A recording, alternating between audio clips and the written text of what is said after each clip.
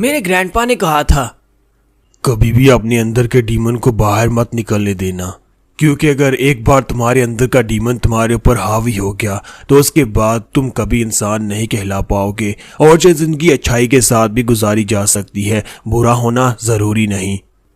लेकिन अगर देखा जाए तो मुझे सब में बहुत ज़्यादा मज़ा आ रहा है। जैसे जैसे यहाँ पर लोगों के गले काट रहे हैं, जैसे जैसे मुझे यहाँ पर ब्लड दिखाई दे रहा है, मुझे तो बहुत ज़्यादा मज़ा आ रहा है।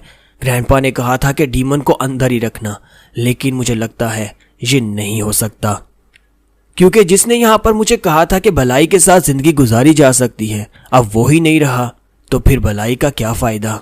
तो ये तो था थोड़ा सा प्रोलॉग। तो फाइनली स्टार्ट करते हैं अपनी एपिसोड के एक्सप्लेनेशन। तो हमारे हीरो का नाम होता है जियोंग, जो कि एक माउंटेन के ऊपर अपने ग्रैंडपा के साथ रहता है और यही उसकी इकलौती फैमिली होती है। तो वो कुछ जड़ी बूटियां काटने के लिए गया होता है, वहां पर से जड़ी बूटियां लेकर अपने ग्रैंडपा के पास आता है और कहता है, देखो ग्रैंडपा मैं क्या लेकर आया हूँ, स्पिरिट कनेक्शन हब, जो कि पिछले कई दिनों से हम लोग ढूंढ रहे थे। तो वो उसे कहता है, तो फाइनली तुमने बहुत ही अच्छा काम किया। तो जियोंग उनसे कहता है कि ग्रैंडपा, आपने मुझे कहा था कि मुझे माउंटेन के ईस्टर्न पार्ट्स की तरफ जाना चाहिए, वहां पर से ये मुझे मिलेगा, और मुझे वाकई में वहां पर से जड़ी बूटी मिल गई। तो उसके ग्रैंडपा उसे कहते हैं कि हाँ, ये काफी ज्यादा बड़ी भी दिखाई दे रही है, मुझे लगता है कि इसके हमें कम से कम 5 नियांग तो मिल ही जाएंगे। वो जड़ी बूटियां बेचकर गुजारा करते हैं।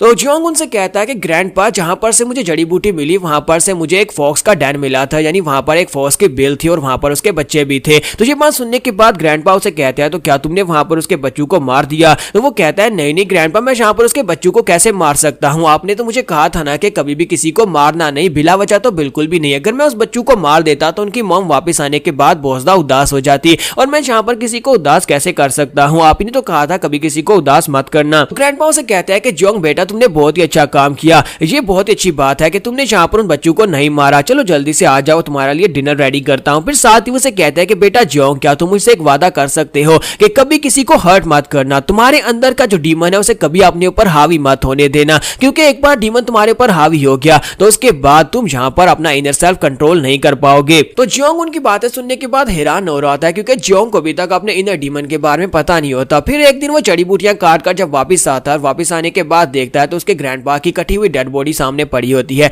उसके ग्रैंडपा को किसी ने शायद के साथ पेट से हिस्सा, यानी ऊपर वाला हिस्सा अलग कर दिया होता है। तो वो ये देखकर बहुत ज्यादा हैरान होता है और कहता है कि ये क्या हो गया। लेकिन असल में उसकी इनर सेल्फ जो है वो एक ट्रू डीमन है, इसी वजह से वो वहां पर आंसू भी नहीं बहा पाता। वो बिल्कुल अपने ग्रैंडपा को देखने के बाद शांत होता है, उसका एक आंसू भी नहीं टपकता। वो कहता है कि मुझे समझ नहीं आ रही कि सिचुएशन में क्या किया जाता है, मेरे ग्रैंडपा मेरी इकलौती फैमिली थे, लेकिन मैं यहाँ पर रो भी नहीं पा रहा। लेकिन वहां पर खड़े होकर वो कहता है कि ग्रैंडपा, आपने कहा था कि अपने इनर डीमन को कंट्रोल करना और कभी यहाँ पर उसे अपने पर हावी मत होने देना, लेकिन लगता नहीं है कि ये दुनिया यहाँ पर मुझे उसे ऐसा करने देगी। और इसी के साथ ही वो डेविली स्माइल देता है और कहता है कि ग्रैंडपा, आपका बदला तो मैं लेकर रहूंगा, मैं उसको ढूंढूंगा और उसके बाद उस बंदे को इसी तरह मारूंगा जिस तरह उसने आपको मारा है। इसके साथ ही वो वहां पर पड़े हुए उसी शायद को उठा लेता है, उसे लेकर गांव की तरफ चला जाता है।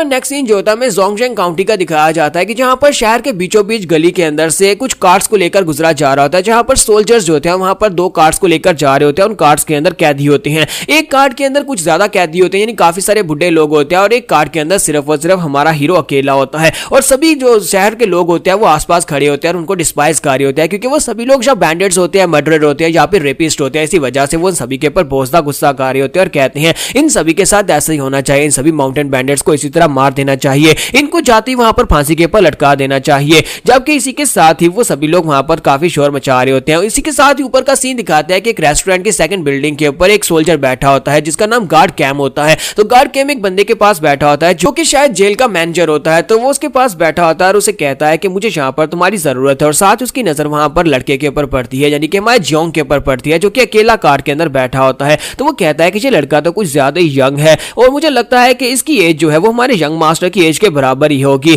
तो उसके सामने जो मैनेजर होता है उसे कहता है कि हाँ, आप यहाँ पर इस लड़के को कुछ ज्यादा अंडर एस्टिमेट कर रहे हैं, ये बहुत ज्यादा यंग है, लेकिन जहाँ पर बाकी जितने भी क्रिमिनल्स पकड़े गए हैं उन सभी में से ये सबसे ज्यादा खतरनाक है। तो गार्ड कैम उसे कहता है कि वो तो मुझे दिखाई दे ही रहा है, किसी वजह से उसे अकेली कार के अंदर बिठाया गया है, जबकि बाकी के सभी लोगों को वहां पर मल्टीपल बिठाया गया है। तो मैनेजर उसे कहता है कि मुझे लगता है कि तुम्हारे लिए तो नॉर्मल सी बात होगी कि तुमने यहाँ पर एक लड़के को देखा जो कि यहाँ पर अकेला बिठाया गया और क्रिमिनल है, लेकिन अगर तुम इस बारे में सुनोगे कि उसने कितने लोगों की जान लिया, तो फिर तुम यहाँ पर बहुत ज्यादा हैरान हो जाओगे। सभी लोग यहाँ पर उसे किलिंग साइड डीमन के नाम से पुकार रहे हैं, क्योंकि उसने एक साइड की मदद से गांव के बहुत सारे लोगों को मार डाला। और कैम उसे कहता है कि छोड़ो इस बात को, मैं यहाँ पर तुमसे एक बात करने के लिए आया हूँ, मेरी बात के ऊपर ध्यान दो। तो मैनेजर उसे कहता है तो बताओ ना गार्ड कैम, तुम्हें यहाँ पर इस बार मुझसे क्या रिक्वेस्ट करनी है। तो वो कहता है कि मुझे यहाँ पर किसी की जरूरत है, मुझे क्रिमिनल की जरूरत है जो कि डेथ रो के ऊपर हो, यानी जिसे बहुत ही जल्दी सजाए मौत दी जाने वाली हो। मुझे एक ऐसा क्रिमिनल चाहिए जो कि हमारे यंग मास्टर की एज का ही हो। इसके साथ ही गार्ड कैम को वहां पर बाहर से पत्थर टकराने की आवाज आती है। वहां पर भीड़ में खड़ा हुआ कोई बंदा जो होता है वो जियोंग के सर में पत्थर दे मारता है। तो जियोंग को पत्थर लगता है, लेकिन इसके बावजूद वो बिल्कुल शांत होता है, वो बिल्कुल भी चिल्लाता भी नहीं है और ना ही वहां पर शोर मचाता है। तो ये देखने के बाद गार्ड कैम कहता है कि मुझे लगता है कि ये लड़का जो है ये बिल्कुल परफेक्ट है, ये तो यहाँ पर बिल्कुल कोई रिएक्शन भी नहीं दे रहा। और इसी के साथ ही जब वो उसका चेहरा देखते हैं तो वो और भी ज्यादा हैरान हो जाते हैं, क्योंकि उसका चेहरा जो होता है वो उसके यंग मास्टर के साथ बिल्कुल सेम टू सेम मिलता जुलता होता है, दोनों की शक्लें सेम होती हैं। तो इसी के साथ ही गार्ड कैम उसे कहता है कि मुझे लगता है कि मुझे मेरा बंदा मिल गया है जो मुझे चाहिए था। और इसी के साथ ही गार्ड कैम जो होता है वहां पर ऊपर से सीढ़ियां उतरकर नीचे जाना स्टार्ट करता है, जबकि मैनेजर उसे कहता है कि यार तुम यहाँ पर मुझे बताओ तो सही, अभी मैंने यहाँ पर तुम्हारी बात सुनी नहीं और तुम कह रहे हो कि तुम्हें तुम्हारा बंदा मिल भी गया है।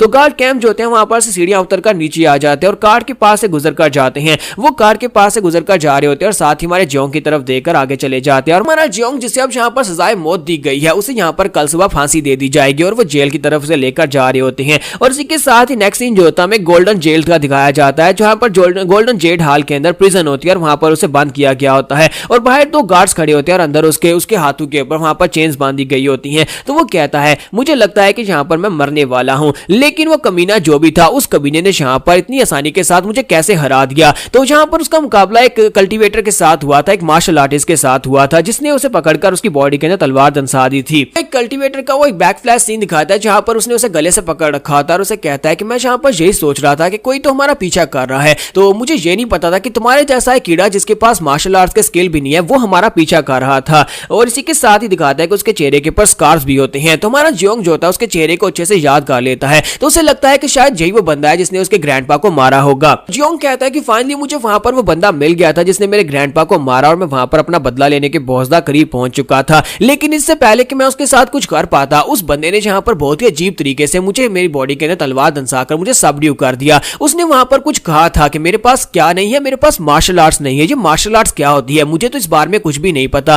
क्या मार्शल आर्ट्स होने से हम लोग स्ट्रांग हो जाते हैं? अगर मेरे पास यहाँ पर मार्शल आर्ट्स होती तो क्या मैं उस बंदे को मार सकता था और अपने ग्रैंडपा की मौत का बदला ले सकता था? काश मुझे यहाँ पर जिंदगी में एक दूसरा मौका मिल जाए। अगर मुझे यहाँ पर जिंदगी में दूसरा मौका मिला तो मैं मार्शल आर्ट सीखूंगा ताकि मैं भी यहाँ पर उसकी तरह स्ट्रांग बन सकूं और अगली बार जब वो मुझे मिलेगा मैं उसे मार डालूंगा। लेकिन साथ ही जियोंग कहता है कि मुझे सेकंड चांस कैसे मिल सकता है? मुझे सेकंड चांस नहीं मिलेगा क्योंकि मैं तो सुबह यहाँ पर मरने वाला हूँ, मुझे फांसी पर लटका दिया जाएगा। और साथ ही उसे वहां पर धुआं महसूस होता है, तो वो कहता है कि अचानक से धुआं कहां पर से आ रहा है। और इसी के साथ ही वो उसकी स्मेल को सूंघना स्टार्ट करता है, क्योंकि सारी जिंदगी वो अपने ग्रैंडपा के साथ जड़ी बूटियां उखाड़ता रहा है, तो उसे यहाँ पर इनकी जड़ी बूटियों की स्मेल अच्छी तरह से पता होती है। तो वो कहता है कि इस तरह की जड़ी बूटियां तो एक स्पेशल पॉइजन बनाने के लिए यूज की जाती है, एक पॉइजनस स्मोक जो कि यहाँ पर बेहोश करने के लिए यूज किया जाता है। लेकिन इतनी सारी जड़ी बूटियां और इंग्रेडिएंट्स खाने के बाद अब उसके ऊपर इन सभी चीजों का असर नहीं होता। तो वो कहता है लगता है कोई तो है जो यहाँ पर इन सभी गार्ड्स को बेहोश करना चाहता है और मुझे भी। और इसी के साथ ही वो अपनी आंखें बंद करके वहीं पर बैठ जाता है, क्योंकि गार्ड्स वहां पर बेहोश हो चुके होते हैं।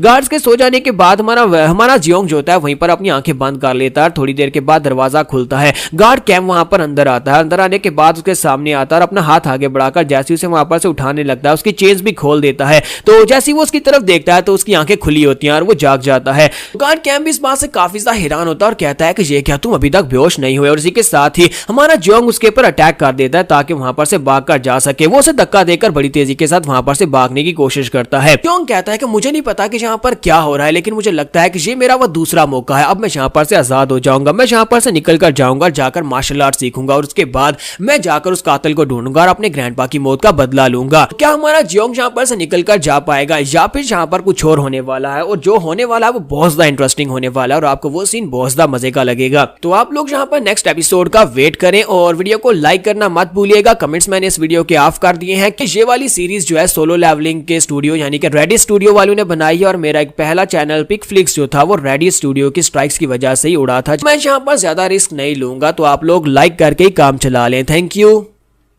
तो गाइस कैसे हैं आप सब लोग। ट्रू डीमन के एपिसोड 02 के साथ हाजिर हो। अगर आपने पहली एपिसोड देखने के बाद मेरे चैनल के ऊपर नए आए हैं तो जल्दी से चैनल को सब्सक्राइब कर दे, क्योंकि बाकी की सारी एपिसोड्स भी आने वाली हैं। और वीडियो को लाइक करना मत भूलिएगा। Thank you. लास्ट एपिसोड के एंड पे हमने देखा था कि हमारा जियोंग उसे एक मौके की तलाश थी और एक मौका उसके पास आ जाता है, जहां पर गार्ड कैंप जो होता है आकर उसे उठाता है और उसकी चेन्स को खोलता है, जिससे वो वहां पर से भागने की कोशिश करता है। जियोंग जैसे ही वहां पर से भागकर जा रहा था, इसी के साथ ही गार्ड कैंप जो होता है उसके पीछे से कमर के ऊपर उसके प्रेशर पॉइंट्स को दबा देता है। तो वो उसे कहता है कि मैं तुम्हारे प्रेशर पॉइंट्स को दबा दिया, अब तुम यहां पर से अपनी बॉडी को मूव नहीं कर पाओगे। और यहां पर फिर से मार्शल आर्ट्स आ जाती है। तो जियोंग कहता है कि ये क्या, इस बंदे ने यहां पर क्या इस्तेमाल किया, क्या यहां पर ये मार्शल आर्ट्स यूज कर रहा है, क्या यही मार्शल आर्ट्स है, क्या मार्शल आर्ट्स इतनी पावरफुल होती है। और साथ ही हमारा गार्ड कैंप जो होता है उसे उठाकर पीछे वाली दीवार के साथ पटकता है। तो वो कहता है कि मार्शल आर्टिस्ट, मुझे एक मार्शल आर्टिस्ट बनना है। साथ ही वो कहता है कहीं ऐसा तो नहीं है कि ये वो बंदा है जिसने मेरे ग्रैंडफादर को मारा है, क्योंकि अभी तक हमारे जियोंग को ये नहीं पता कि उसके ग्रैंडफादर को मारा किसने है। वो पहले स्कार वाले बंदे को समझ रहा था कि उसने उसके ग्रैंडफादर को मारा, अब जहां पर गार्ड कैंप को समझ रहा होता है।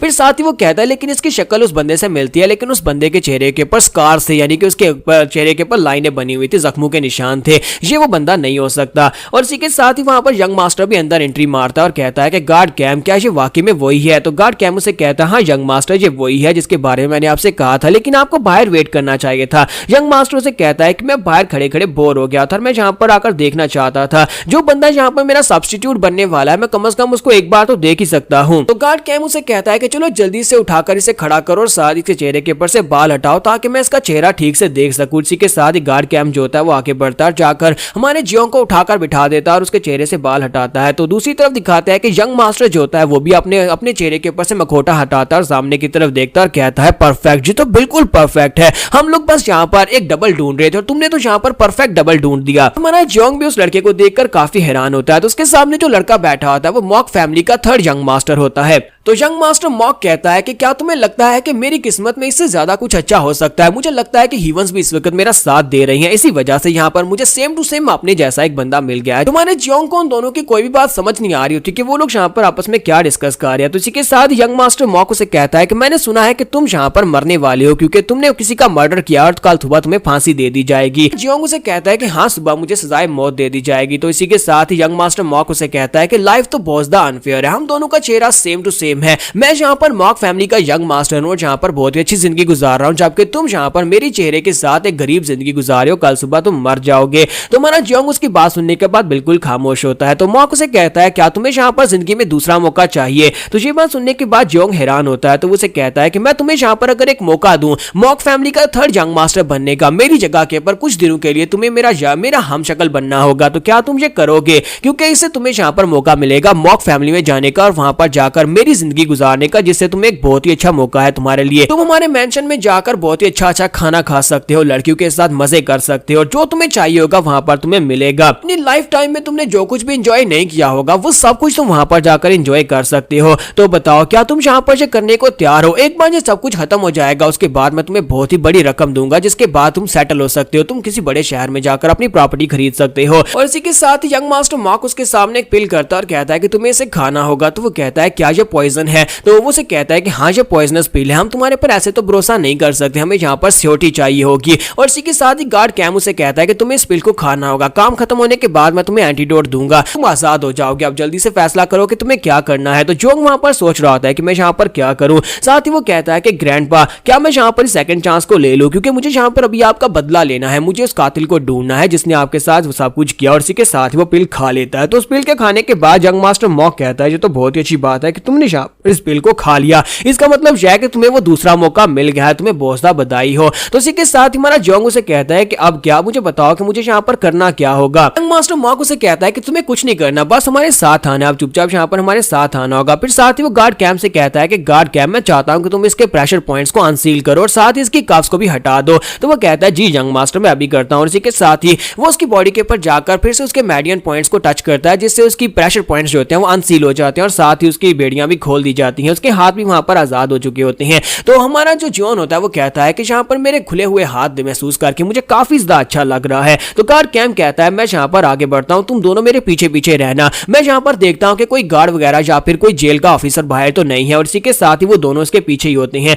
तो मॉक उसे कहता है कि तुम मेरे पीछे रहो, मैं तुम्हारे आगे चलूंगा। और इसी के साथ यंग मास्टर मॉक आगे आगे चलना स्टार्ट करता है। और इसी के साथ गार्ड कैंप जो होता है होता है वो जेल के बाहर निकलता है, दरवाजे से बाहर की तरफ घूमकर देखता है कि वहां पर कोई है तो नहीं है, और साथ ही वो पीछे की तरफ घूमता है और कहता है कि यंग मास्टर चलो जल्दी से आ जाए, बाहर कोई भी नहीं है। लेकिन पीछे मुड़कर जो वो सीन देखता है वो बहुत ज्यादा खतरनाक होता है, क्योंकि वहां पर हमारे जियोन ने उसके यंग मास्टर की गर्दन मोड़ दी होती है। उसने उसके यंग मास्टर की गर्दन पीछे की तरफ मोड़कर उसको मार दिया होता है। तो ये देखने के बाद वो बहुत ज्यादा हैरान होता है, जबकि जियोन वहां पर हंस रहा होता है। जियोन उसे कहता है गार्ड कैम अब तुम क्या करोगे, फेक वाला तो मर गया, अब तो मेरे साथ ही काम चलाना पड़ेगा। तो यहीं पर से एक बैकग्राउंड का सीन दिखाते हैं कि आखिर हमारा जियोन इस सिचुएशन में आया कैसे, उसे यहाँ पर डेथ पेनल्टी क्यों दी गई। तो जब यहाँ पर उसके ग्रैंडपा की मौत हुई थी तो उसके ग्रैंडपा के मरने के बाद वो सायद उठाकर भागता हुआ सीधा शहर के अंदर आकर घुस जाता है। उसे जो भी वहां पर दिखाई देता है उसे मारता जाता है, क्योंकि उसका इनर सेल्फ उसके ऊपर हावी हो जाता है, और वहां पर जितने लोग उसे दिखाई देते हैं चाहे वो निर्दोष ही क्यों ना हो, वो सभी के गले काट रहा होता है, उन सभी को मार रहा होता है, और उसे वहां पर बहुत ज्यादा मजा आ रहा होता है। तो वो कहता है मुझे बहुत ज्यादा मजा आ रहा है, जबकि सभी लोग वहां पर डर कर भाग रहे होते हैं। सभी लोग वहां पर,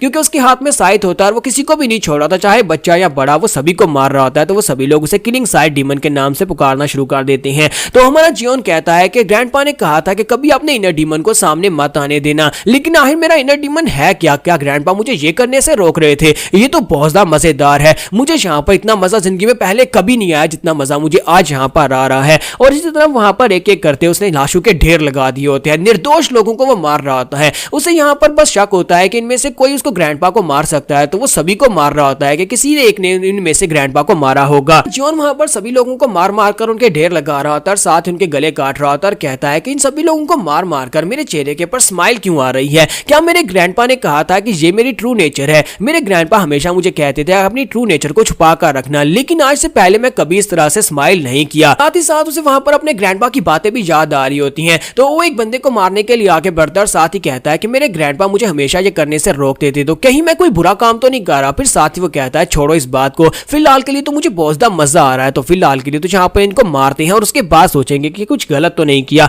लेकिन जैसे वो उस बंदे को मारने लगता है उसे एक जबरदस्त किक पड़ती है। तो वहां पर एक मार्शल आर्टिस्ट उसे एक जबरदस्त किक मारता है, जिससे वो पीछे जाकर दीवार के साथ टकराता है। दीवार के साथ टकराने के साथ ही जब वो उठकर सामने की तरफ देखता है तो उसके सामने एक मार्शल आर्टिस्ट खड़ा होता है। वो अपनी तलवार निकालता और कहता है कि बड़ी कमाल की बात है कि तुम अभी तक जिंदा हो, हालांकि मेरी किक खाने के बाद अच्छे अच्छे जो होते हैं वो बेहोश हो जाते हैं या मर जाते हैं। तो हमारा जियोन उठकर खड़ा हो जाता है और कहता है कि ये कमीना, इसे देखकर ही लगता है ये बहुत ज्यादा खतरनाक है। तो वो मास्टर जो होता है वो अपनी तलवार निकाल लेता है और उसे कहता है कि लड़के, लगता नहीं है कि तुमने अभी तक यहाँ पर मार्शल आर्ट्स को सीखा होगा, लगता नहीं है तुम्हारे पास मार्शल आर्ट्स के कोई स्किल है। और वो बड़ी तेजी के साथ एक स्पेशल शैडो स्किल को यूज करते हुए उसके सामने आ जाता है। तो हमारा जियोन इस बात से काफी हैरान होता है, कहता है कि ये क्या, ये वहां पर खड़ा था मेरे सामने कैसे आ गया, क्योंकि उसे मार्शल आर्ट्स के बारे में अभी कुछ भी नहीं पता, इसी वजह से उसे बिल्कुल समझ नहीं आ रही होती। और वो मास्टर जो होता है उसे गले से पकड़ लेता है, उसे ऊपर उठाता है और उसे कहता है अब तुम्हारे यहाँ पर जिंदा रखने का कोई फायदा नहीं है, क्योंकि तुमने इतनी कम उम्र में बिना मार्शल आर्ट्स के टैलेंट के यहाँ पर इतने सारे लोगों की जान ले ली, तो कल को बड़े होकर तुम हमारे लिए खतरा बन सकते हो, और ऊपर से तुम यहाँ पर हमारा पीछा भी कर रहे थे। तो हमारा जियोन उसकी बात सुनने के बाद काफी हैरान होता है कि कहीं यही वो लोग तो नहीं है जो मेरे ग्रैंडपा को मारकर आए हैं और इसी वजह से ये कह रहा था कि तुम मेरा पीछा कर रहे थे। तो जैसे वो उससे पूछने लगता है कि क्या तुमने, इसी के साथ ही वो कल्टीवेटर जो होता है वो अपनी तलवार जियोन की बॉडी के अंदर डाल देता है। तलवार हमारे जियोन की बॉडी के आर पार हो जाती है और उस बेचारे के मुंह से वहां पर ब्लड बहना शुरू हो जाता है। तो वो डिमोनिक कल्टीवेटर उसे कहता है कि एक बच्चा जिसने यहाँ पर मेरे अल्टीमेट अटैक को भी ब्लॉक कर लिया, यानी मेरी किक को फेस कर लिया बिना मार्शल आर्ट्स के, तो तुम्हारा मर जाना ज्यादा बेहतर है, इसी वजह से मैं तुम्हें यहाँ पर अभी इसी जगह के पर मारने वाला हूं। और फिर से अपनी तलवार उसकी बॉडी के अंदर दंसा देता है। तो वो 2 बार अपनी तलवार उसकी बॉडी के अंदर दंसाता है और उसे कहता है कि मुझे लगता है कि तुम्हें यहाँ पर इन सभी लोगों को मारने के लिए नहीं आना चाहिए था, इन सभी लोगों को मारकर तुमने अपने लाइफ स्पैन को बहुत ज्यादा शॉर्ट कर लिया। अगर तुम यहाँ पर चुपचाप एक आम जिंदगी गुजारते, एक नॉर्मल जिंदगी गुजारते, तो तुम्हारा लाइफ स्पैन काफी ज्यादा लंबा हो सकता था। वहां पर हमारे जियोन की हालत बहुत ज्यादा खराब हो जाती है। 2 बार तलवार उसकी बॉडी के अंदर दंस दिया, तो वो सोच रहा होता है कि फाइनली मुझे वो बंदा मिल गया जिसने मेरे ग्रैंडपा को मारा था और मैं अपना बदला ले सकता था, लेकिन उस कमीने के पास मार्शल आर्ट्स थी जिसकी वजह से मैं बदला नहीं ले पाया। तो क्या मैं वहां पर मरने वाला था? नहीं, मैं मरूंगा नहीं, क्योंकि मुझे यहाँ पर जिंदगी ने दूसरा मौका दिया है। किसी की जगह के ऊपर यंग मास्टर बनकर अपनी जिंदगी क्यों गुजारूंगा जबकि मैं खुद यंग मास्टर बन सकता हूँ। तो अब यहाँ पर गार्ड कैम क्या करेगा? क्या वो यहाँ पर हमारे जियोन को भी मार डालेगा? क्योंकि यंग मास्टर तो मर चुका है, उसके पास और कोई ऑप्शन नहीं है। अब उसे यहाँ पर जियोन को ही अपना यंग मास्टर बनाना पड़ेगा। तो यहाँ पर हमारी सेकंड एपिसोड का एंड करेंगे और नेक्स्ट एपिसोड जो है वो इससे भी ज्यादा मजेदार होने वाली है। तो लास्ट एपिसोड के एंड पे हमने देखा था कि शामन आ चुका है। शामन के आने के बाद लेडी सियोक उसे कहती है कि मुझे यहाँ पर मैनर मास्टर की सील और साथ में सीक्रेट मैनुअल, मुझे उन दोनों का राज पता चलना चाहिए कि वो कहाँ पर छुपा कर रखे गए हैं, चाहे इसके लिए तुम्हें कोई भी तरीका क्यों ना यूज करना पड़े, चाहे मेरा हस्बैंड वहां पर जिंदा रहता है या मरता है, मुझे इस बात से फर्क नहीं पड़ता। और शामन उसे कहता है जी मैडम, मैं यहाँ पर आपका काम पूरा करूंगी। और मैडम वहां पर बाकी सभी लोगों से कहते हैं कि सभी लोग मैनर को खाली करो, कोई भी वहां पर नहीं होना चाहिए। सभी लोग वहां पर से बाहर आ जाते हैं। मेन मैनर से बाहर आते हुए लेडी सियोक जो है वहां पर फोर्थ जंग मास्टर की तरफ देखती है, जो कि अपने पैलेस के बाहर वहां पर ग्राउंड में ट्रेनिंग कर रहा होता है। तो वो उसकी तरफ देखती है, उसे देखती वहां पर उसे बहुत ज्यादा गुस्सा आता है, क्योंकि वो एक जैशा का बेटा होता है, यानी कि वो एक वैश्या का बेटा होता है जिसके साथ उसने नाजायज संबंध रखे हुए थे और वहां पर से उसका एक बेटा हो गया था। तो उसे देखती हुए बहुत ज्यादा गुस्सा हो जाती है और कहती है कि मैं यहाँ पर जब इस लड़के को देखती हूँ मुझे बहुत ज्यादा गुस्सा आता है, क्योंकि इस फैमिली का पैट्रियार्च बनने का हक सिर्फ और सिर्फ मेरे बेटे को है। किसी वैश्या के बेटे को मैं यहाँ पर पैट्रियार्च बिल्कुल भी नहीं बनने दूंगी, चाहे वो मार्शल आर्ट्स में मेरे बेटे से कितना ही अच्छा क्यों ना हो। ऐसी लेडी सियोक अपने लोगों को लेकर वहां पर से दीवार के पीछे साइड के ऊपर चली जाती है। इसी से साथ ही साइड के ऊपर से हमारा जियोंग निकल कर आ जाता है। तो जियोंग चलते चलते आगे बढ़ता है, साथ ही वो कहता है लगता है कोई यहाँ पर है। वो साइड के ऊपर वहां पर फोर्थ जंग मास्टर की तरफ देखता है। तो गो चान उसे कहता है कि ये हमारा फोर्थ जंग मास्टर है जो कि मार्शल आर्ट्स की ट्रेनिंग कर रहा है। तो हमारा जियोन उसे कहता है अच्छा इसका मतलब यह है कि यही वो लड़का है जिसका नाम मार्क यू चुन है। और साथ ही वो उसकी तरफ देखता है और साथ ही उसने क्योंकि उसका मैनुअल पढ़ा होता है तो उसके ऊपर लिखा होता है कि ये मार्शल आर्ट्स में बहुत ज्यादा अच्छा है, इसकी मार्शल आर्ट्स प्रोग्रेस बाकी के दोनों यंग मास्टर से बहुत ज्यादा अच्छी है, क्योंकि ये एक नाजायज बेटा है, इसी वजह से ये सारा का सारा टाइम मार्शल आर्ट्स को सीखने में ही लगा देता है। लेकिन क्योंकि नाजायज बेटा है इसी वजह से इसे फैमिली में ज्यादा रेपुटेशन और ज्यादा रिस्पेक्ट नहीं मिल रही। लेकिन इसके फादर जो है इसे बहुत ज्यादा प्यार करते हैं और इसके फादर इसे बहुत ज्यादा रिस्पेक्ट भी देते हैं, क्योंकि ये बाकी दोनों से ज्यादा बेहतर है इसी वजह से। तुम्हारा जियोन जो होता है वो गोचान से कहता है कि क्या ये वाकई में मार्शल आर्ट सीख रहा है, क्या इस तरह खड़े रहने से मार्शल आर्ट्स आ जाती है। तो गोचान उसे बताता है कि वो यहाँ पर अपनी थाइस को मजबूत करने की कोशिश कर रहा है, इसे हॉर्स डांस कहते हैं। हॉर्स डांस में हम लोग यहाँ पर घंटों तक इस तरह खड़े रहते हैं जिससे हमारे नीचे के मसल जो है वो स्ट्रॉन्ग होते हैं। अगर हम मार्शल आर्ट सीखना चाहते हैं तो हमें नीचे की बॉडी को मजबूत करना पड़ता है। तो इसी के साथ ही हमारा जियोन जो होता है उसे कहता है कि गोचान मुझे एक बात तो बताओ, अगर मैं यहाँ पर मार्शल आर्ट सीख लेता हूँ तो क्या मैं गार्ड कैंप को मार सकता हूँ।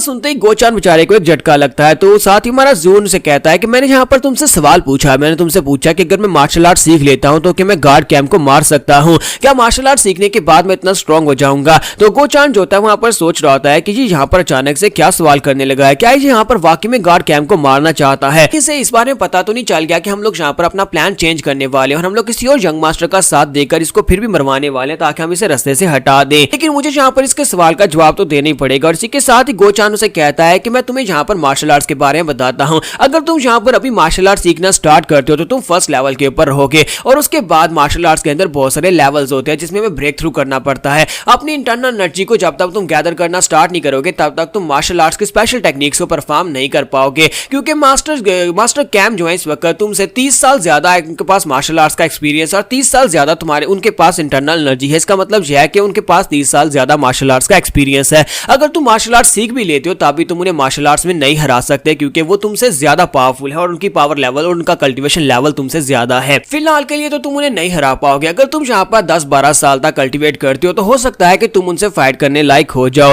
तो साथ ही वो अंदर से सोच रहा होता है कि ये लड़का चाहे सारी जिंदगी भी यहाँ पर कल्टीवेट क्यों ना करे, मार्शल आर्ट्स क्यों ना सीखे, ये कभी भी गार्ड कैंप को नहीं हरा पाएगा। और इसी के साथ ही हमारा जियोन वहां पर सोच रहा होता है कि मुझे लगता है कि यहाँ पर मार्शल आर्ट्स को सीखने के लिए टाइम की जरूरत पड़ेगी और मार्शल आर्ट्स के अंदर लेवल्स होते हैं, यानी कि अगर मैं एक खास लेवल पर पहुंच जाता हूं तब मैं यहाँ पर अपने से अपर लेवल के इंसान को बड़ी आसानी से हरा पाऊंगा या सेम लेवल के बंदे को हरा पाऊंगा।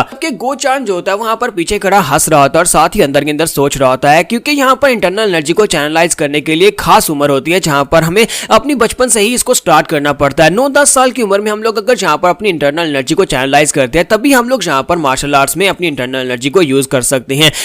अब यह लड़का जिस उम्र में पहुंच चुका है ये कभी भी यहाँ पर अपनी इंटरनल एनर्जी को यूज नहीं कर पाएगा और ना ही इनर की को एक्टिवेट कर पाएगा। तो हमारा जियोन जो होता है पीछे की तरफ घूमता है और उसकी आंखों के पास जाकर अपने गूंठे रखता है और कहता है मुझे यहाँ पर तुम्हारी आंखों के अंदर से बहुत ज्यादा सिनिस्टर सी फीलिंग आ रही है, जैसे कि तुम यहाँ पर मुझे सारी बातें नहीं बता रहे। अगर मैं अपना अंगूठा तुम्हारी आंखों के अंदर देकर तुम्हारी आंखों को पॉक कर दूं तो फिर बताओ कि तुम्हें कितना मजा आएगा। और साथ ही हमारा जियोन उसे कहता है कि अब यहाँ पर मैं तुम्हारे सामने एक ऑफर रखने वाला हूँ, अगर तुम यहाँ पर मेरे साथी बन जाते हो और मुझे मार्शल आर्ट्स के बारे में और कुछ बताते हो तो फिर तुम जिंदा रहोगे और तुम्हें यहाँ पर जिंदा रहने का एक मौका मिलेगा। तो इसी के साथ ही गोचान जो होता है उसकी बात मान जाता है। तुम्हारा जियोन सोच रहा होता है कि गोचान जो है ये उसके जितना स्ट्रॉन्ग नहीं है, यानी गार्ड कैंप जितना स्ट्रॉन्ग नहीं है, तो इसे अपनी साइड के ऊपर लाना ज्यादा आसान है, जबकि गार्ड कैंप कैम जो है वो मेरी साइड के ऊपर कभी भी नहीं आएगा, क्योंकि वो एक बहुत ही काशियस इंसान है। तो गो चान जो होता है वो हमारे जॉन से कहता है कि मुझे लगता है कि हमें ज्यादा देर के लिए यहाँ पर खड़े नहीं रहना चाहिए, हमें जल्दी से यहाँ पर से निकलना चाहिए। तो वो कहता है लेकिन क्यों, मुझे यहाँ पर उसकी मार्शल आर्ट्स देखनी है। तो गो चान उसे कहता है क्योंकि fourth young master third young master यानी कि आपसे पहले जो यंग मास्टर था उससे बहुत ज्यादा नफरत करता है, दोनों में बिल्कुल भी नहीं बनती। तो थर्ड यंग मास्टर कहता है क्यों, यहाँ पर ऐसा क्या हुआ था कि ये दोनों एक दूसरे से नफरत करते हैं।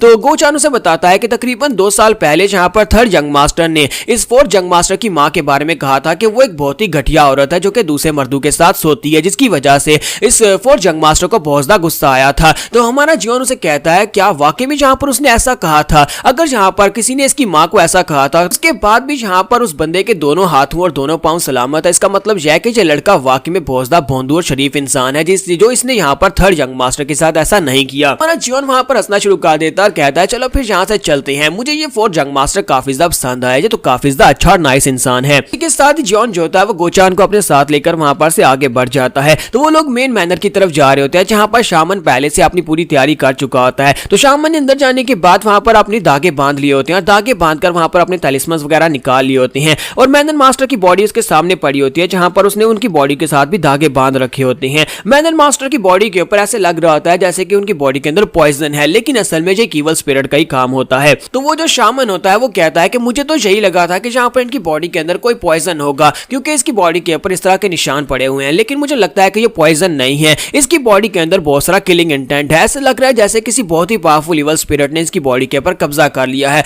और वो अंदर से इसकी बॉडी को खा रही है। लेकिन ये इतने सारे किलिंग इंटेंट को अभी तक बर्दाश्त कर रहा है और अभी तक जिंदा है, इसका मतलब यह है कि ये रेजिस्ट कर रहा है और ईवल स्पिरिट को अपनी बॉडी के ऊपर कब्जा करने नहीं दे रहा। अगर वो उसकी कॉन्शियस माइंड के ऊपर कब्जा कर लेती है तो फिर वो यहाँ पर इसको पूरी तरह से कंट्रोल कर सकती है। मुझे लगता है कि यहाँ पर मुझे इसे बचाने के लिए ये करना ही पड़ेगा, मुझे यहाँ पर इसकी बॉडी के अंदर से ईवल स्पिरिट को निकालना होगा और साथ ही मुझे यहाँ पर मैडम के दिए हुए काम को भी पूरा करना है। फिर चाहे यहाँ पर ये जिंदा रहता है या मरता है मुझे इस बात से फर्क नहीं पड़ता, मुझे बस यहाँ पर मास्टर की सील और साथ में उस सीक्रेट मैनुअल के बारे में जानना होगा कि मैं यहाँ पर अपनी स्पेशल टेक्निक अपने रिचुअल को परफॉर्म करके इसकी बॉडी के अंदर जो ईवल स्पिरिट है उस ईवल स्पिरिट से मैं पूछ सकता हूँ, उससे मैं सवाल पूछ सकता हूँ और वो मुझे यहाँ पर इस मास्टर की मेमोरीज के अंदर जानकर सब कुछ बता देगी। इसी के साथ ही वो अपने पास एक तलिस्मन पेपर निकालता है, तलिस्मन पेपर के ऊपर लिखना स्टार्ट करता है। अब मैं यहाँ पर ये तो नहीं बताऊंगा कि वो यहाँ पर क्या लिख रहा है, क्योंकि आप कहीं का घर पे जाकर ये सब कुछ लिखकर कहीं ईवल स्पिरिट्स को बुलाना शुरू ना कर दें, इसी वजह से मैं आपको ये सब कुछ नहीं बताऊंगा। तो वो शामन जो होता है वहां पर पेपर के ऊपर लिखने के बाद उस पेपर को हवा में उड़ाता है, जो कि सीधा उड़ता हुआ जाकर मास्टर की बॉडी के ऊपर जहां पर वो निशान होता है नीले कलर का उसके ऊपर जाकर खुद ही चिपक जाता है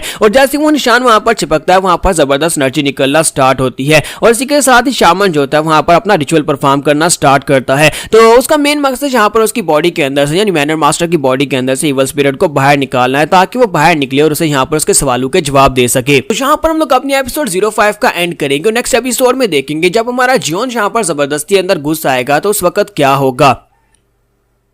तो गाइस कैसे हैं आप सब लोग। तो लास्ट एपिसोड के एंड पे हमने देखा था कि हमारा जियोन जो होता है वो थर्ड यंग मास्टर मॉक को मार डालता है। उसके मरने के साथ ही गार्ड कैम बहुत सा गुस्सा आता है और बड़ी तेजी के साथ आगे बढ़ता है, उसे गले से पकड़कर पीछे दीवार के साथ पटकाता है और उसे कहता है कमीने कहीं के कहीं तुम पागल तो नहीं हो गए, जो तुमने क्या कर दिया, हमारे थर्ड यंग मास्टर को तुमने क्यों मार दिया, क्या तुम मरना चाहते हो। तो हमारा जियोन उसे कहता है कि नहीं मैं मरना नहीं चाहता बल्कि मैं यहाँ पर जीना चाहता हूँ, मैं यहाँ पर किसी जगह के ऊपर क्यों यहाँ पर अपनी जिंदगी गुजारूं जबकि मैं ही असली का बन सकता हूँ। मुझे अच्छी तरह से पता है कि तुम लोग यहाँ पर मुझे किसी की जगह के ऊपर लेकर जाना चाहते हो, क्यों, इस वजह से क्योंकि वहां पर खतरा हो सकता है, इसी वजह से तुम यहाँ पर मुझे उसकी जगह के ऊपर रखना चाहते थे। लेकिन अगर मुझे यहाँ पर खतरा झेलना है तो फिर मैं खुद यहाँ पर खतरा क्यों ना झेलूं, खुद इसकी जगह के ऊपर क्यों ना बन जाऊं। और इसी के साथ ही गार्ड कैमू से कहता है कि तुमने यहाँ पर इस बात को बिल्कुल भी सोचा नहीं था कि मैं यहाँ पर तुम्हें मार भी सकता हूँ अगर तुम थर्ड यंग मास्टर को मारोगे। तो हमारा जियोन उसे कहता है अगर तुमने मुझे मारना होता तो अभी तक मुझे मार दिया होता, मुझे लगता है कि तुम्हें इस कमीने के साथ कोई लगाव था ही नहीं, तुम तो बस यहाँ पर उसका साथ देने की कोशिश कर रहे थे, वो भी किसी अपने मकसद के लिए। इसी के साथ ही गार्ड कैम वहां पर एक स्पेशल टेक्निक को यूज करते हुए उसका हाथ पकड़ते और गर्दन से पकड़कर उसे उठाकर वहीं पर धोबी पछाड़ के साथ ग्राउंड के ऊपर पटक देते हैं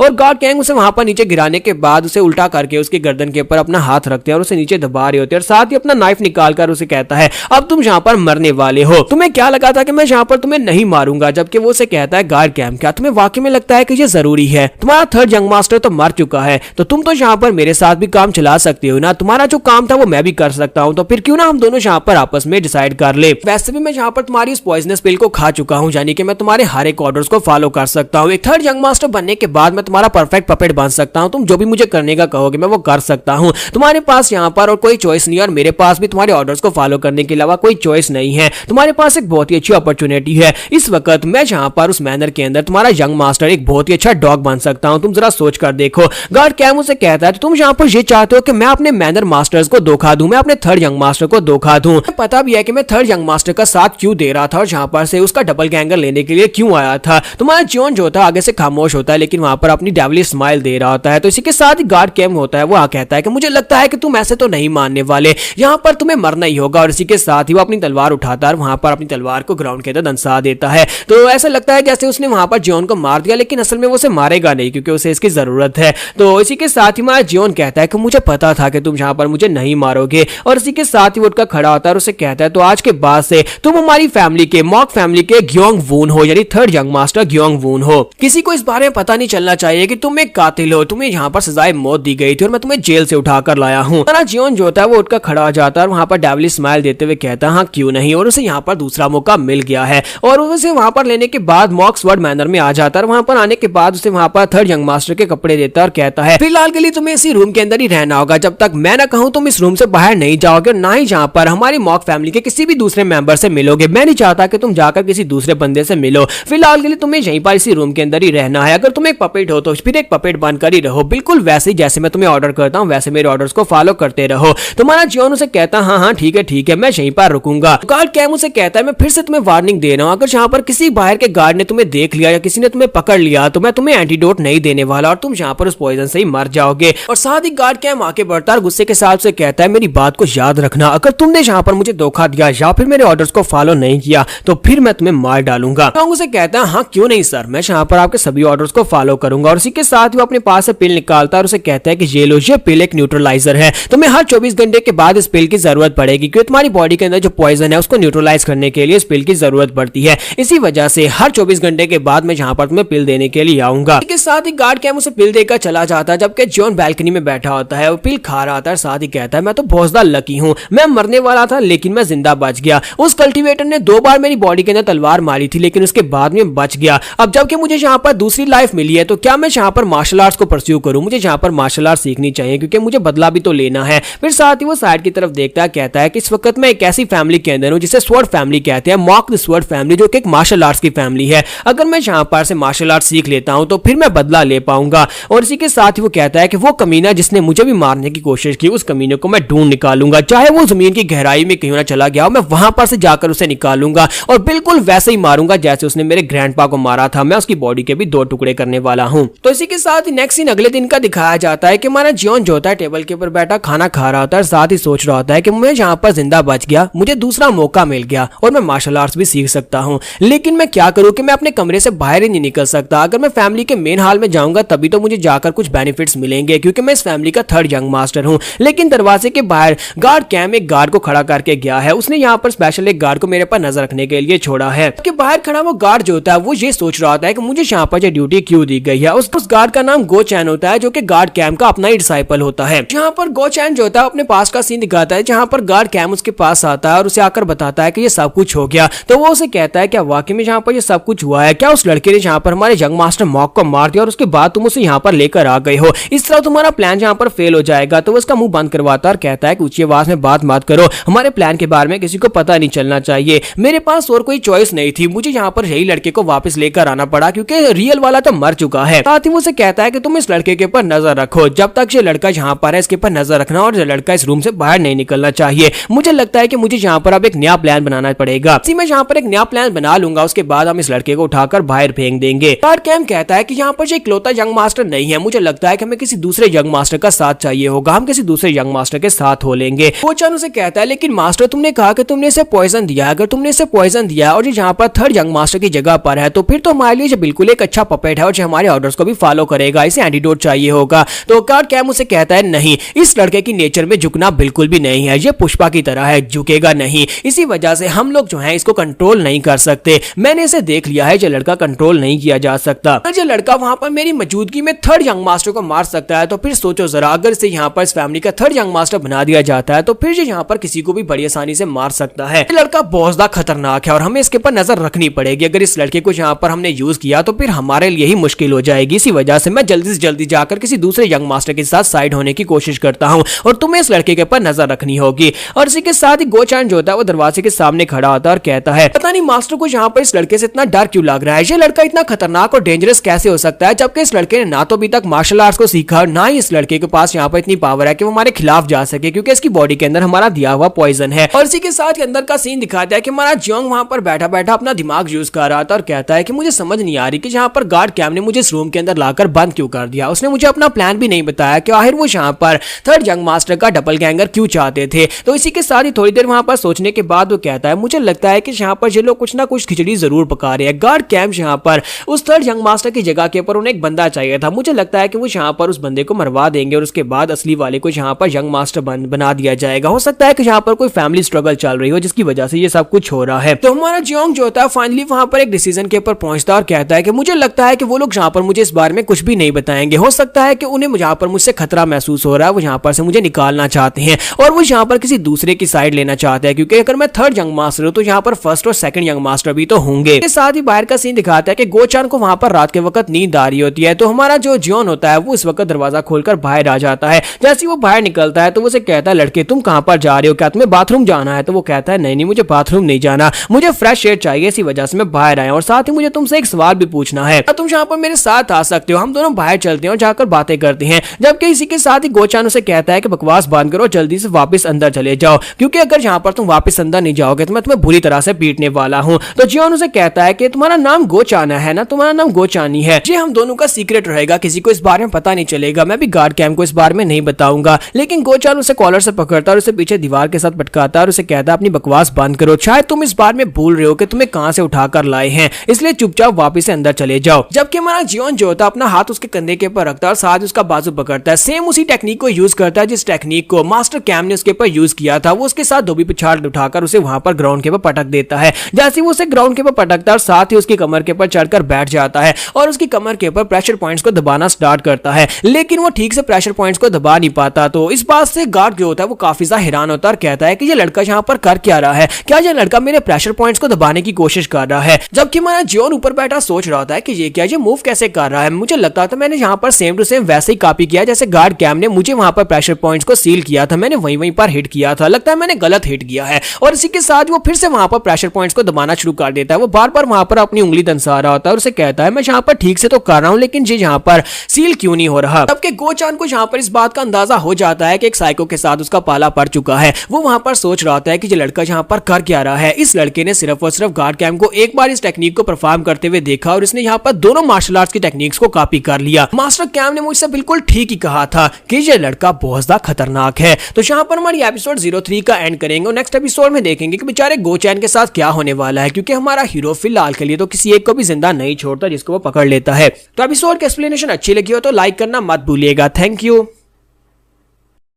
तो गाइस कैसे हैं आप सब लोग। ट्रू डीमन के एपिसोड 06 के साथ हाजिर हो। तो लास्ट एपिसोड के एंड पे हमने देखा था कि शामन जो था उसने अपना रिचुअल शुरू कर दिया होता है, जहां पर वो अपने एक तलिस्मन को मास्टर की बॉडी के साथ चिपकाता है और साथ ही वहां पर उसकी सोल को उसकी बॉडी के अंदर से इवल स्पिरिट को बाहर निकालने की कोशिश करता है। लेकिन उसे पता चलता है कि इसकी बॉडी के अंदर जो इवल स्पिरिट है वो बहुत ज्यादा स्ट्रॉन्ग है और वो इतनी आसानी के साथ बाहर नहीं निकलने वाली। और इसी के साथ ही वहां पर वो और भी ज्यादा स्पेशल मंत्र बोलना स्टार्ट करता है। जैसे जैसे वो स्पेशल मंत्र बोल रहा होता है वैसे वैसे मास्टर की बॉडी के अंदर से वो इवल स्पिरिट जो होती है वो चिल्ला रही होती है और इसी के साथ उसे महसूस होता है जैसे कोई बाहर है। तो वो कहता है कि ये कौन है। मैडम ने तो कहा था कि यहाँ पर इस पूरे एरिया को खाली करवाया गया है, क्योंकि अगर इस एरिया को खाली ना करवाया गया और कोई यहाँ पर आ गया तो फिर मैं डिस्टर्ब हो गया, बीच में किसी ने डिस्टर्ब कर दिया तो फिर यहाँ पर ये मेरे पर भी भारी पड़ सकता है। और इसी के साथ दिखाते हैं कि जैसे वो पीछे की तरफ देख रहा था इसी के साथ ही उस मास्टर की बॉडी के अंदर इवल स्पिरिट जो होती है और भी ज्यादा जोर पकड़ लेती है और वहां पर जबरदस्त एनर्जी निकलना शुरू हो जाती है और शामन बेचारा पीछे जाकर दीवार के साथ टकराता है। जैसे वो दीवार के साथ टकराता है तो वहीं पर से हमारा जियोन और गार्ड गोचान दोनों वहां पर से निकलकर अंदर आ जाते हैं। तो वो दोनों कहते हैं कि जी यहाँ पर क्या हो रहा है। तो गोचान भागता हुआ आगे बढ़ता और कहता है कि ये बुड्ढे खूसड़ गए कि तुम मैनर मास्टर की बॉडी के साथ क्या कर रहे हो। हमारा जियोन कहता है तो अच्छा ये मैनर मास्टर है और इसी के साथ ही हमारा जियोंग आगे जाकर उसको रिस्पेक्ट देता और कहता है फादर मैं यहाँ पर आपसे मिलने के लिए आया हूँ। लेकिन असल में तो वहां पर बेचारा बेहोश पड़ा होता है और उसकी बॉडी के ऊपर तलिस्मस लगे होते हैं, साथ ही धागों के साथ उसकी बॉडी बंधी हुई होती है। तो जियोन कहता है कि ये यहाँ पर हो क्या रहा है, मैं यहाँ पर इसको ग्रीटिंग्स देने के लिए आया और तुम यहाँ यहाँ पर इसके साथ क्या कर रहे हो।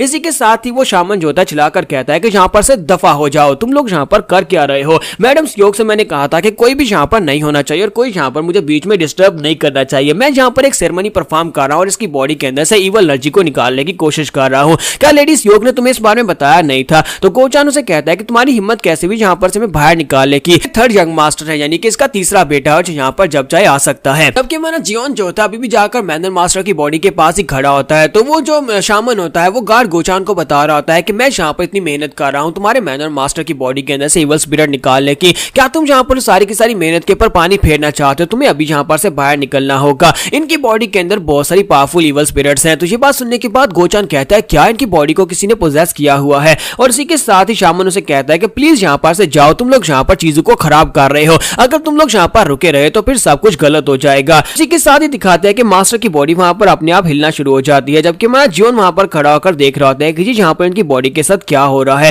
तो मास्टर जो होते हैं उनका मुंह वहां पर अपने आप खुल जाता है। तो वो कहते हैं कि ये तो कोई बहुत ही मिस्टीरियस बीमारी लगती है, लेकिन ये कोई मिस्टीरियस बीमारी नहीं होती कि उसकी बॉडी के अंदर वाकई में एक इवल स्पिरिट होती है। तो जैसे वहां पर इवल स्पिरिट उसकी बॉडी के ऊपर कंट्रोल कर दिया तो उसके फादर की बॉडी अपने आप वहां पर हवा में उड़ना शुरू हो जाती है। तो ये देखने के बाद वो सभी लोग बहुत ज्यादा हैरान होते हैं। तो शामन कहता है कि ये क्या, लगता है कि इवल स्पिरिट ने मैनर मास्टर की बॉडी के ऊपर कब्जा कर लिया है, हम दोनों यहाँ पर लेट हो गए हैं। और इसी के साथ ही उनसे कहता है कि प्लीज जल्दी करो, जाकर इसको पकड़ कर रखो, मैं नहीं चाहता कि यहाँ पर रस्सियां टूटे, अगर ये धागे टूट गए तो फिर हम इसको कंट्रोल नहीं कर पाएंगे। और इसी के साथ ही वो जाता है, कहता है कि तुम दोनों को जाकर इसको पकड़ कर रखना होगा। और जियोन और गोचान दोनों भागते हुए आगे बढ़ते हैं और जाकर उसके बाजू पकड़ लेते हैं। जब वो उसके बाजू पकड़ लेते हैं तो शामन इसी के साथ फिर से वहां पर रिचुअल परफॉर्म करना स्टार्ट करता है। वो अपने पास एक तलिस्मन बनाता है, उस तलिस्मन को मैनर मास्टर की बॉडी के ऊपर लगा देता है, उसके माथे के ऊपर चिपका देता है। तो गोचान ने वहां पर उसका बाजू बड़े कसकर पकड़ा होता है, लेकिन मैनर मास्टर वहां पर रेजिस्ट कर रहे होते हैं और उसके बाजू को भी वहां पर तोड़ने की कोशिश करते हैं। तो गोचान कहता है कि अबे बुड्ढे खूसट कहेंगे, जल्दी करो ना, यहाँ कहीं कि तुम चाहते हो कि ये हमारा बाजू तोड़ दे। तो शामन उनसे कहता है कि इनकी बॉडी पहले से ज्यादा स्ट्रांग हो चुकी है, क्योंकि इनकी बॉडी के अंदर जो इवल स्पिरिट है वो इनको कंट्रोल कर रही है और इनकी मार्शल प्रोवेस तो पहले से बहुत ज्यादा थी। इसी के साथ ही दिखाते हैं कि मास्टर की बॉडी के ऊपर जो इवल स्पिरिट होती है वो वहां पर स्नेक टाइप में होती है, वहां पर जैसे पॉइजन आगे की तरफ बढ़ता है, बिल्कुल एक सांप की तरह वो आगे की तरफ बढ़ रही होती है। और मैनर मास्टर सॉरी शामन जो होता है वहां पर उनसे कहता है अगर ये इवल स्पिरिट ने तुम्हारी बॉडी के ऊपर कब्जा कर लिया तो फिर तुम्हें भी ये मिस्टीरियस बीमारी लग जाएगी। और इसी के साथ ही वो उनके बाजू के ऊपर से स्नेक की तरह आगे की तरफ बढ़ती है गोचान की तरफ। तो गोचान वहां पर रोना शुरू कर देता है और कहता है कि बुड्ढे खूसट तू मुझे भी यहाँ पर मरवाना चाहता है, ये मेरी बॉडी के ऊपर चढ़ने वाली है, ये मेरे बाजू के ऊपर चढ़ जाएगी। और इसी के साथ ही वो बेचारा वहां पर अपना बाजू भी नहीं छुड़वा पा रहा था, क्योंकि मैनर मास्टर ने उसका बाजू पकड़ लिया होता है। तो साइड के ऊपर से हमारा जियोन निकलता है, अपना ब्लेड लेकर मैनर मास्टर का बाजू ही काट देता है। वो मैनर मास्टर का हाथ वहां पर काट देता है, जिससे मैनर मास्टर की पकड़ छूट जाती है। और ये देखने के बाद गोचान और साथ में शामन बेचारा दोनों बहुत ज्यादा हैरान हो जाते हैं कि ये इसने क्या कर दिया, इसने तो मैनर मास्टर का हाथ ही काट दिया।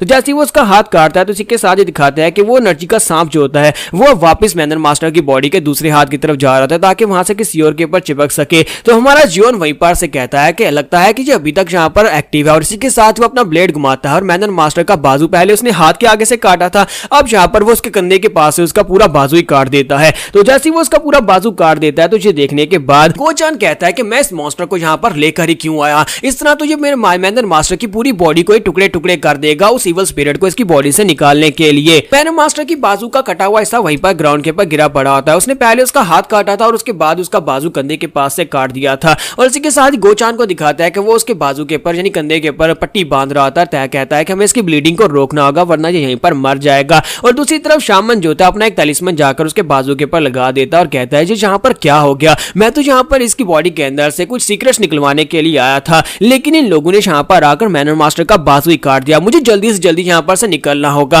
क्योंकि अगर बाकी सभी को पता चल गया कि मैं यहाँ पर शामनिज्म परफॉर्म करते हुए इसके दोनों बाजू काट दिए हैं और सभी मेरे ऊपर भी इल्जाम लगा सकते हैं और मैं तो यहाँ पर मारा जाऊंगा, वो भी मुफ्त में सिर्फ और सिर्फ 300 सिल्वर कॉइंस के लिए। जबकि हमारा जियोंग जो होता है अपनी तलवार उसके कंधे के ऊपर लाकर रख देता है। तो इस बात से शामन काफी ज्यादा घबरा जाता है और कहता है कि बेवकूफ ये तुम क्या कर रहे हो, तुम मेरे कंधे पर तलवार क्यों रख रहे हो। जबकि गोचान भी उसे कहता है कि यंग मास्टर ये तुम क्या कर रहे हो, तुम्हारा जियोंग से चुप रहने का इशारा करता है। और इसी के साथ ही वो शामन से कहता है कि अब जल्दी से बताओ कि तुम यहाँ पर इसके साथ क्या कर रहे थे, क्या यही वो चीज थी जो कि इसकी बॉडी के अंदर से इसको मिस्टीरियसली बीमार कर रही थी। तो शामन उसे कहता है क्या तुम देख नहीं पा रहे, तुमने इसका एक बाजू तो काट दिया लेकिन वो बीमारी की जड़ अभी भी उसकी बॉडी के अंदर है। इसकी बॉडी के अंदर एक इवल स्पिरिट है जो कि अभी भी इसे बीमार किए हुए है, अगर हमने इसको ठीक नहीं किया तो ये यहाँ पर मर जाएगा। हमारे पास ज्यादा टाइम नहीं है, हमें जल्दी से जल्दी तुम्हारे मैनर मास्टर की बॉडी के अंदर से उस इवल स्पिरिट को निकालना होगा, या फिर ये कह दो कि तुम भी यहाँ पर मैनर मास्टर को मरा हुआ देखना चाहते हो। तो ये बात सुनने के बाद गोचान उसे कहता है कि इस बात का क्या मतलब है, तुमने कहा कि हम लोग भी इसे मरा हुआ देखना चाहते हैं। तुम्हारा जियोन उसे कहता है कि चलो अब जल्दी से बताओ कि किसने यहाँ पर तुम्हें भेजा था और कौन यहाँ पर मैनर मास्टर को मरा हुआ देखना चाहता है। तो इसी के साथ उस बेचारे के पास कोई ऑप्शन नहीं होता। तुम्हारा जियोन कहता है कि अब जल्दी से बताना स्टार्ट करो, अगर मैं अपने बाप का बाजू काट सकता हूँ तो फिर तुम्हारी गर्दन भी काट सकता हूँ। तो वो कहता है अच्छा ठीक है मैं यहाँ पर तुम्हें बताता हूँ। ये सब कुछ फर्स्ट लेडी सियोक का किया जा रहा है। फर्स्ट लेडी सियोक जो है वो मैनर मास्टर की बॉडी के अंदर से कुछ राज उगलवाना चाहती है। उसे यहाँ पर मैनर मास्टर की सील और साथ में एक सीक्रेट मैनुअल का पता चाहिए, जो कि मैं इनकी बॉडी के अंदर जो इवल स्पिरिट है उससे सवाल पूछ सकता हूँ। लेकिन उन्हें यहाँ पर मैनर मास्टर की बिल्कुल ही परवाह नहीं है। उन्हें पता है कि इस प्रोसीजर के दौरान मैनर मास्टर की जान भी जा सकती है, लेकिन फिर भी उन्होंने यहाँ पर मुझे ये करने का कहा। वो चांद जैसे वहां पर मैनर मास्टर की सील और सीक्रेट मैनुअल के बारे में सुनता है, वो कहता है लगता है कि लेडी सियोक ने कमीनापन दिखा दिया। वो यहाँ पर अपने बेटे को नया से लीडर बनाने के लिए कुछ भी करने को तैयार है, यहाँ तक कि अपने हस्बैंड को मारने के लिए भी तैयार है। गोचान जो होता है वो जियोंग से कहता है कि यंग मास्टर हमें यहाँ पर मैनर मास्टर की जान बचानी होगी, चाहे कुछ भी हो जाए हमें इन्हें जिंदा रखना होगा। अगर ये यहाँ पर मर जाते हैं तो फिर फर्स्ट यंग मास्टर यहाँ पर नया लीडर बन जाएगा और उसके बाद आप यहाँ पर मारे जाएंगे। तुम्हारा जियोन कहता है कि इसका मतलब यह है कि हम लोगों ने यहाँ पर उसके प्लान को फेल कर दिया, हमने यहाँ पर बीच में आकर मैनर मास्टर की जान बचा ली है। जबकि शामन उसे कहता है कि यंग मास्टर मैं यहाँ पर मैनर मास्टर की जान बचा सकता हूँ, कुछ भी हो जाए मैं यहाँ पर उनकी जान बचाने की कोशिश करूंगा। तुम्हारा जियोन उसे कहता है नहीं मैं यहाँ पर तुम्हें जान बचाने का तो बिल्कुल भी नहीं कह रहा, मैं चाहता हूँ कि यहाँ पर तुम अपने उसी रिचुअल को परफॉर्म करो और इसकी बॉडी के अंदर से इवल स्पिरिट को निकाल कर उससे पूछो कि मैनर मास्टर की सील और साथ में वो सीक्रेट मैनुअल इसने कहां पर छुपा कर रखे हैं। पहले जो काम तुम लेडी सियोक के लिए करने वाले थे अब वो काम तुम्हें मेरे लिए करना होगा। ये बात सुनने के बाद शामन और गोचान दोनों ही काफी हैरान होते हैं कि क्या ये यहाँ पर इसको बचाने के लिए आया या फिर ये सिचुएशन का फायदा उठा रहा है। तो यहाँ पर हम लोग अपनी एपिसोड 06 का एंड करेंगे। नेक्स्ट एपिसोड में देखेंगे क्या हमारे जियोन को यहाँ पर से कुछ मिल पाएगा, हमारे जियोन को सीक्रेट मैनुअल और उनकी सील जो है वो दोनों मिल जाएंगे या नहीं, हम लोग नेक्स्ट एपिसोड में देख पाएंगे।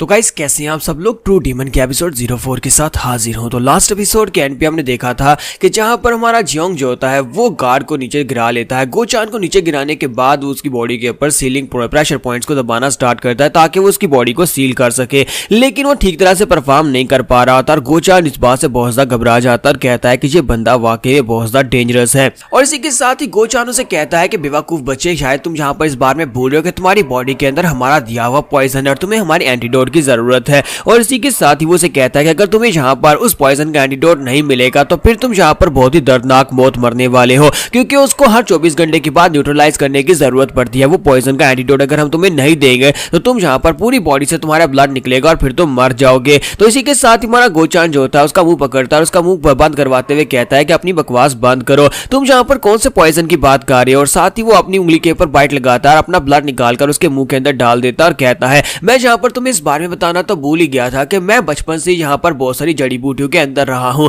जिसकी वजह से पॉइजन का ज्यादातर मेरे पर असर नहीं होता हो, लेकिन तुम्हारा पॉइजन अभी भी मेरी बॉडी के अंदर है जो कि मेरे ब्लड में है और अब यहाँ पर तुम्हारी बॉडी के अंदर भी मेरा ब्लड है। और जैसे वो उसके मुंह के अंदर ब्लड ड्रॉप डालता है, इसी के साथ ही गोचान वहां पर अपना गला पकड़कर जोर जोर चिल्लाना शुरू कर देता है और कहता है कि ये तुमने क्या कर दिया कमीने मॉन्स्टर कहीं के, ये तुम मेरे साथ कैसे कर सकते हो। वो कहता है कि मुझे जल्दी से जल्दी अपनी इन एनर्जी को सर्कुलेट करना होगा ताकि मैं इस पॉइजन को अपनी बॉडी के अंदर से निकाल सकूं। इस कमीने ने यहाँ पर अपना पॉइजनस ब्लड मेरी बॉडी के अंदर डाल दिया है। हमारा जियोंग उसे कहता है कि मैं बचपन से अपने ग्रैंडफादर के साथ माउंटेन के ऊपर रहा हूं, जहां पर मैं बहुत सारी जड़ी बूटियों को देखते ही पहचान लेता हूं, उनको मेरी बॉडी के अंदर जाने के बाद भी मैं सेंस कर सकता हूं। तुम्हारा वो पॉइजन जो था उसके बारे में मुझे पता है कि वो कौन सी जड़ी बूटियों से बना हुआ था और वो उसका जो पॉइजन है वो मेरी बॉडी के ऊपर काम नहीं करता और मुझे यहाँ पर तुम्हारे न्यूट्रलाइजर की भी जरूरत नहीं है, लेकिन मेरा ब्लड जो है ये बहुत ज्यादा खास है और इसके अंदर जो पॉइजन है उसका एंटीडोट सिर्फ वो सिर्फ मैं तुम्हें दे सकता हूँ। तो अब चुपचाप यहाँ पर मेरे सवालों के जवाब दो। मैं यहाँ पर तुमसे मॉक स्वर्ड फैमिली के बारे में जानना चाहता हूँ, क्या है यहाँ पर चल क्या रहा है, तुम लोग यहाँ पर मुझे एक स्टैंड इन लेकर क्यों आए थे। अगर तुम यहाँ पर मेरे सवालों के जवाब नहीं दोगे तो फिर मेरे इस पॉइजनस ब्लड की वजह से तुम यहाँ पर बहुत ही दर्दनाक मौत मरने वाले हो।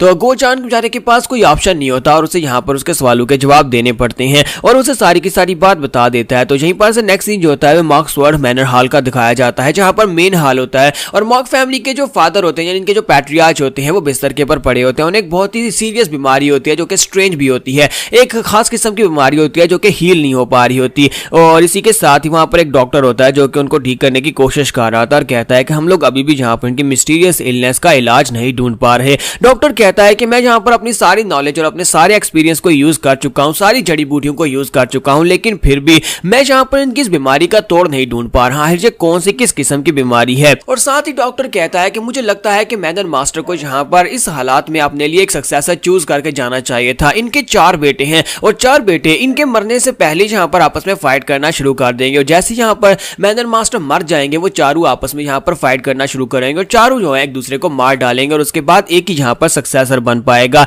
लेकिन तब तक जहां पर फैमिली के बहुत सारे लोग इस सारी सत्ता को हासिल करने के चक्कर में एक दूसरे को मरवा देंगे। यानी कि हमारी इस मॉक फैमिली के अंदर बहुत कुछ बुरा होने वाला है, काफी सारे लोग मरने वाले हैं। अगर यहाँ पर मैनर मास्टर मर जाते हैं तो फिर यहाँ पर और भी बहुत सारे लोग मरने वाले हैं। स्पेशली यहाँ पर इसका जो पहला बेटा है उसकी माँ जो है, जो कि इसकी पहली बीवी है, वो एक बहुत ही कमीनी और घटिया औरत है जो कि यहाँ पर मैनर मास्टर को बिल्कुल भी जिंदा नहीं देखना चाहती, क्योंकि वो चाहती है कि उसका बेटा यहाँ पर नया पैट्रियार्च बन जाए। और इसी के साथ उसकी पहली बेटी सियोग जो होती है वहां पर आ जाती है और आने के बाद कहती है, डॉक्टर मेरे हस्बैंड की क्या हालत है। तो डॉक्टर जो होता है उसके सामने सर झुकाता है और उसे वहां पर रिस्पेक्ट देता है, लेकिन सियोग उसे कहती है कि मैं यहाँ पर तुमसे क्या पूछ रही हूँ, मेरे हस्बैंड की क्या हालत है, क्या कोई बेहतरी दिखाई दे रही है। तो डॉक्टर कहता है कि नहीं, मैं चाहे यहाँ पर कितनी कोशिश क्यों ना कर लूं, मेरी मेडिसिन इनके पर काम नहीं कर रही और मैं यहाँ पर इनको ठीक नहीं कर पा रहा। तो लेडी सियोग उसे कहती है, तो ये तो मुझे एक्सपेक्ट था ही, इसी वजह से मैं यहाँ पर अपने लिए एक शामन को लेकर आई हूँ, हमारे पास इसके अलावा और कोई भी ऑप्शन नहीं बचा। मुझे लगता है कि इनकी बॉडी के ऊपर किसी ईवल ने पोजेस कर लिया है, किसी ईवल स्पिरिट ने,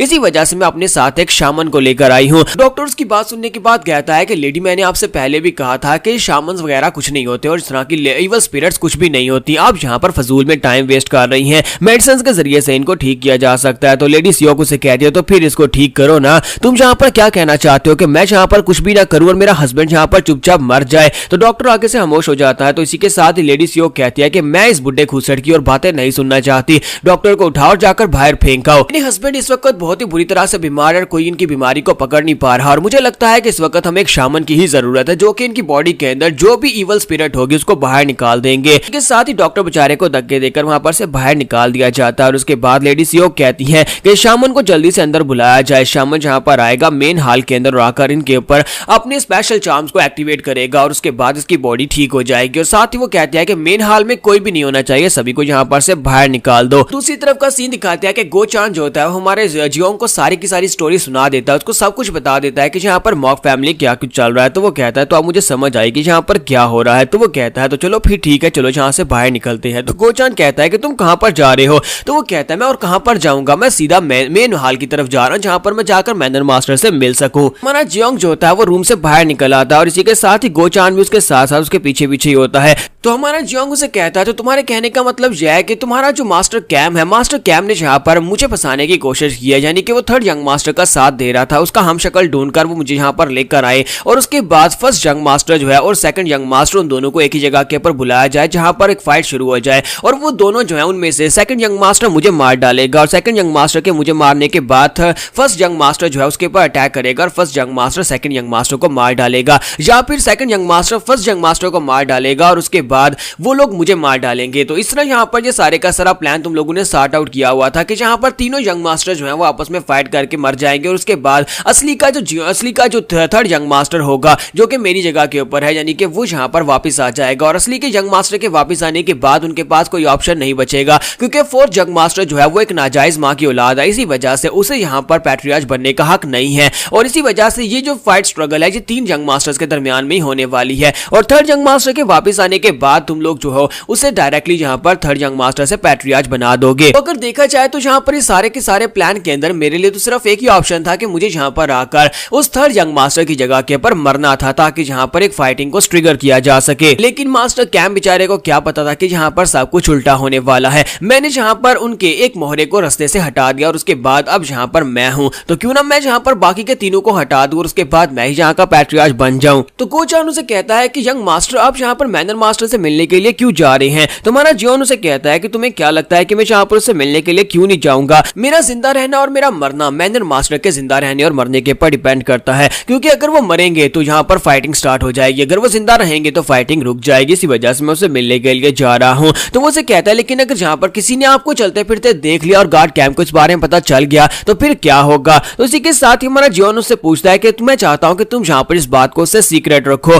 क्योंकि मुझे पता है कि गार्ड गोचैन तुम बहुत ही अच्छे इंसान हो, तुम जहाँ पर इस बात को उससे सीक्रेट रखोगे। तो इसी के साथ ही नेक्स्ट सीन में लेडी सियोक को दिखाता है कि लेडी सियोक ने जिस शामन को बुलाया होता है वो शामन वहां पर आ जाता है और आने के बाद कहता है तो क्या मैं जाकर मैंने मास्टर से मिल सकता हूँ, क्या मैं उनके ऊपर जाकर अपने चार्म्स को परफॉर्म कर सकता हूँ, यानी अपने रिचुअल्स को परफॉर्म कर सकता हूँ। तो वो उसे कहती है हाँ क्यों नहीं, तुम वहां पर जा सकते हो। मैंने जहाँ पर तुम्हारे मिरेकल्स के बारे में बहुत कुछ सुना है कि तुम जहाँ पर बहुत सारे बीमारों को ठीक कर चुके हो, मेरे हस्बैंड को भी एक बहुत ही मिस्टीरियस बीमारी हो गई है, तो क्या तुम उसको ठीक कर सकते हो। तो वो कहता है हाँ क्यों नहीं, मैं जहाँ पर उसको ठीक कर दूंगा। अगर जहाँ पर उसकी हालत ज्यादा खराब ना हुई, अगर कोई ज्यादा पावरफुल इवल स्पिरिट नहीं हुई तो मैं उसको यहाँ पर से एक्सोक्राइज कर दूंगा और आपका हस्बैंड बिल्कुल ठीक हो जाएगा। जिस तरह से आपसे रिक्वेस्ट किया था कि जहाँ पर मेन बिल्डिंग के अंदर कोई भी नहीं होना चाहिए, कोई एक जिंदा इंसान नहीं होना चाहिए, सभी लोग यहाँ पर से दूर होने चाहिए, क्या आपने ये सब कुछ कर दिया। तो वो कहती है हाँ मैंने सब कुछ कर दिया है, जो भी लोग थे वो सारे के सारे जा चुके हैं, जहाँ तक कि उनका पर्सनल गार्ड भी वहां पर नहीं है। तो शामन उसे कहता है कि मैडम आपको भी यहाँ पर से जाना पड़ेगा। तो मैडम सियोक उसे कहती है कि मैं तो चली जाऊंगी लेकिन हमारे वादे को मत भूलना, तुम्हें वहां पर जाने के बाद उसकी बॉडी के अंदर से दो चीजें मुझे निकाल कर देनी होंगी, एक मास्टर्स की सील और दूसरा सीक्रेट मैनुअल। वहां पर जैसे तैसे करके मुझे पता करके दो कि उसने ये दोनों चीजें कहां पर छुपा कर रखी हैं। मुझे इस बात से फर्क नहीं पड़ता कि मेरा हस्बैंड जिंदा रहता है या मरता है, लेकिन उसकी बॉडी के अंदर जो कुछ भी है जैसे कैसे करके तुम्हें उससे ये दोनों राज उगलवाने होंगे। जहां पर हम लोग अपनी एपिसोड 04 का एंड करेंगे और नेक्स्ट एपिसोड में देखेंगे कि मैडम सियोक यहाँ पर अपने हस्बैंड को बचाना भी चाहती है या नहीं। तो आगे क्या होने वाला है नेक्स्ट एपिसोड में देखते हैं।